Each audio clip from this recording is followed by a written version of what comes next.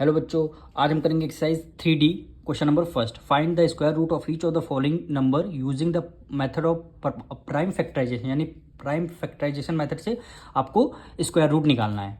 तो सबसे question number first आपको गिवन है 225। इसके आपको एक वर्टिकल लाइन खींचनी है और एक आपको हॉरिजॉन्टल लाइन खींचनी है।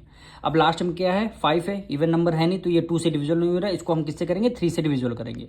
यानी 3 से डिविजल करेंगे। 3 की टेबल में देखना 22 कितने टाइम्स 22 आता नहीं, इससे छोटा नंबर 3 7 जा 21 होता है।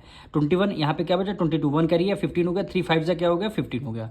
अब फिर लास्ट में 5 आया, फिर हम इसको 3 से डिविजल करेंगे, यानी 3 2 जा 6 1 करिएगा, 3 5 जा 15, अब 25 आ गया। अब 25 को 5 से करेंगे, 5 5 जा हमारा 25 हो गया, फिर 5 से करेंगे 5 1 जा 5।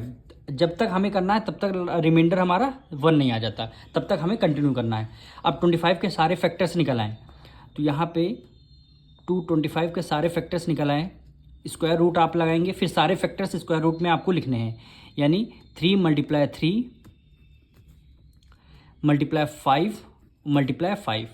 स्क्वायर रूट जब भी आपको फाइंड द स्क्वायर रूट, ये जब भी स्क्वायर रूट कहीं पे आ जाए लिखा हो तो स्क्वायर रूट में ही सारे फैक्टर्स आपको रखने हैं।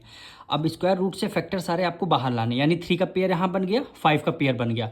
अब दोनों के पेयर से एक एक नंबर हम बाहर, जैसे यहाँ 3 का पेयर है, 3 के 2 नंबर से तो 3 के पेयर में से एक नंबर हम बाहर निकाल लेंगे। यहाँ पे 5 का पेयर है, 5 के पेयर में से 1 5 हम बाहर निकाल लेंगे।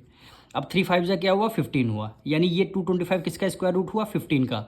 अब अगर आप 15 की मल्टीप्लाई करेंगे, यानी यहाँ पे करके देख लीजिए, 5 5 जा 25, 5 1 जा 5 वो 7 हो गया, 1 5 जा 5 1 1 जा 1, ऐड करेंगे 5 7 + 12 1 करेगा 225। यानी देखा 15 की, आप 15 की अगर 15 की 2 टाइम्स मल्टीप्लाई कर दिया तो आपका 225 आंसर है। वही क्वेश्चन में बोला गया था कि फाइंड द स्क्वायर रूट आपको फाइंड करने, वो भी प्राइम फैक्टर्स मेथड से। प्राइम फैक्टर आप निकाल लिए, फिर इसका आंसर क्या होगा 15 हो गया। अब मिलेंगे नेक्स्ट वीडियो में।